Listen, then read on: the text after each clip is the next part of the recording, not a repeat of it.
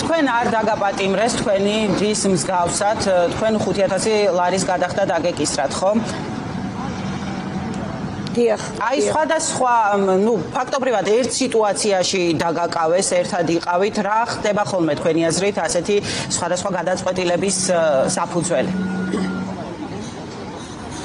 იცით რა, დევკაცრავად, სავარაუდოდ მეც ზუსტად იგივე მელოდა, უბრალოდ მოხდა ისე, რომ რადგან ღამე არ აგვიყვანეს, დილას უბრალოდ როგორ ჩანს შემთხვევით გამოვასწარი სახლიდან.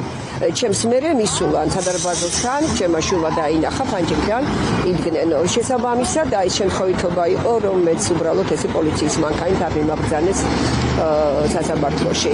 ამიტომ როგორ ჩანს მელოდნენ შუადღის 3 საათამდე და მე უკვე ტელეფონით სადეს და მე კიდე ზუსტად 5 წუთის გაგებული მქონდა, რომ ჩემი დაიყვანეს და ამიტომ ტელეფონი მეჭირა ხელში, როცა შემოვიდა ეს უცხო ზარი და მექანიკურად დავაჭირე ხელი და ნეგენი და მითხრეს რომ პირველ სასამართლოა 4 საათზე და მოგდალითო და აი ესე. ეგ იყო მხოლოდ ამით შეიძლება მხოლოდ აიხსნას რომ თქვა ისინი სამი დაიჭირეს და მე ესე ჩემი ხერხით მიცუნხივდი. დიახ, აი თქვენ რა განცდას გექნით ეს ყველაფერი, როდესაც ხედავთ თქვენი ოჯახის რამდენიმე წევრს ერთდროულად იზოლატორში? ეს არის უბრალოდ ჩვენი ოჯახის საერთო განწყობა. ეს შემთხვევით ვიყავით 4-ნი ერთად, თორე საერთოდაც 8 და 10 მიდრე ვართ ხოლმე, იმიტომ დიდი ოჯახი გვაქვს, 3 და 6 დიშვილი, ჩემი 2 შვილი კიდე და ასე შემდეგ. ხო, სხვა თემის გამო ყოველდღე ახლა ყველანი სრული შემადგენლობით არ ვართ ხოლმე. ხო და ეს არის ჩვენი ოჯახის განწყობა, რომელიც არაფრით არ შეიცვლება ბოლომდე, მართლა ბოლომდე, სანამ არ მივახცევთ რაღაც გონივრულს, რაღაც კანონზომიერს, რომელიც გვინდა სულ. გამორიცხულია უბრალოდ ამას ვერანაირი ძალა ვერ გააჩერებს, რაც ხდება რუსთაველზე. აი, ქალბატონო, თქვენც პედაგოგი ხართ და თქვენი დაწწე, ანუ ლაპარაკობდით მარიამთან, რაც სოციალურ ქსელში გავრცელებული პოსტების შესახებ, თქვენი დის შესახებ. ასეთ შემთხვევაში ხომ განსაკუთრებით მტკივნეულია ხოლმე ადამიანებისთვის მათი კოლეგების სიჩუმე და ჩვენ მასწავლებლების მიმართ ეს საყვედურები სულ გვესმის, რომ სკოლის პედაგოგები არ არიან, არ გამოხატავენ ისე მკაფიოდ პოზიციებს, როგორც ბევრს ენდომებოდა.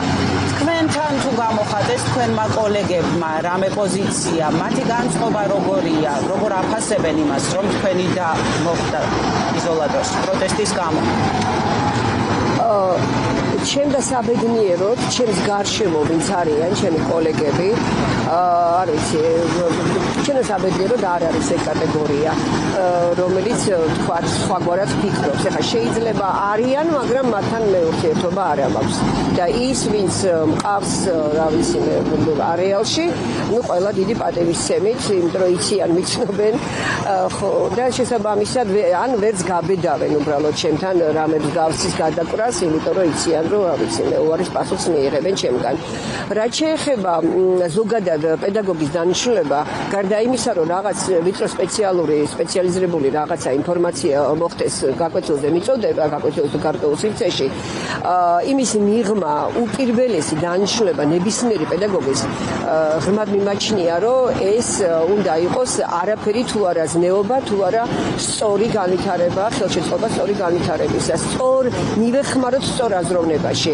აი, ვერაფრით ვერ ახვდები, ეხლა არ მინდა გავიმეორო, გუშინაც ერთ-ერთ ეთერში თქვი და აღარ მინდა ეხლა ესე ვიმეორო რუსთაველის სიტყვები, მაგრამ ალბათ ესეა რა, რომ არავით მცოდნა რას მარგებს ფილოსოფოსთა ბრძნობისა, მით ვისწავლებით მოგვეცეს შერთვა ზეს და წყობთა წყობისა, აი სხვა რა აზრი შეიძლება კონდეს, რა აზრი აქვს პედაგოგის არსებობას და ურთიერთობას მოსწავლესთან, მოზარდთან, თუ არა ის, რომ მაღალზნეობრივი რაღაცები გახსნას მის გონებაში და შეუწყოს ხელი სწორ აზროვნებაში. აი სხვა ფუნქცია პედაგოგს არ გააჩნია. იმის მიღმა ეხლა იქ რაღაცა ფორმულები და რაღაცეები ეხლა ჩემი სპეციალიდან გამომდინარე ეს კიდე ცალკეა. შესაბამისად, რა ვიცი, პედაგოგი ეგ არის სხვა ვერ არაფერი. ქალბატონო, თუმცა ხო ყველას განწყობა მებრალებიან, მართალი გითხრათ, მებრალებიან პედაგოგები, რომლებიც ასე არ ფიქრობენ, ძალიან მებრალებიან. აი ვინც ტოვებს იზოლატორებს, ყველას განწყობა არის ძალიან ნათელი, რომ არავინ არ არის შეშინებული, მიუხედავად იმისა, რომ ყველათან ხდება, რომ ეს რაღაც დაკავებები თუ ჯარიმები ერთადერთ მიზანს ემსახურება შეშინებას, მაგრამ არავინ ჩვენ შეშინებული არ გვინახავს. გარდა ამისა, თქვენ ალბათ გამოსცადეთ კარგად ის სოლიდარობის ძალა, რაც ახასიათებს ამ საზოგადოებას, რომელიც ჩართულია, ხო, ამ პროტესტში. გულისხმობ ჯარიმას, ხო, სწრაფად მოხერხდა. არა მარტო თქვენ შემთხვევაში, ძალიან ბევრი ადამიანის შემთხვევაში ჩვენ ვნახეთ, რომ ფაქტობრივად წუთები დასჭირდა, ხო, ამ ჯარიმების შეგროვებას. თქვენ რას გაძლევთ ეს მოტივაციას რამდენად ამაღლებს? თუ გაძლევთ იმის განწყობას, რომ რუსთაველის გამზირზე დგომა არის უალტერნატივო, კიდევ როგორ გააგრძელებთ თქვენს პროტესტს? ეს იგი ნამდვილად და იგულაჩუყებულმა გავხსენი დილას ეს რომ დავინახე ეკრანზე გადავიდი აი კი ვიცოდი რომ ხა შეგროვდებოდა ბოლო-ბოლო, მაგრამ ასე სწრაფად ნამდვილად არ ველოდებოდი და იცით როგორი თანხის ჩარიცხვა მოხდა, ეხა მართლა ძალიან დიდიც იყო, მაგრამ აი ერთმა ქალბატონმა და ვიცი ის ქალბატონი ახლოდან არ ვიცნობ, მაგრამ მე იმას მივაკითხავ აუცილებლად ლარი და 13 თეთრი ჩამირიცხა, აი კინაღა მოვკვდიეს რომ დავინახე, ხო და აი ასაც ქვია მართლა ჯიბე ამოიფხიკა ქვია ამას და ნუ ესეთი თანადგომის ხელის ყრა და მე მიტოვება და ღალატი აი აბა სხვა უზნეობა რას ქვია რა არ ვიცი რა თქმა უნდა გავაგრძელებთ რუსთაველზე დგომას ორი აზრი არ არის აქა ორი აზრი არ არის და აი ეს რაღაცა არაჩვეულებრივი საყვარელი ადამიანების ერთად აი ამ ძალისხმევას შეუძლებელია რომ შედეგი არ მოყვეს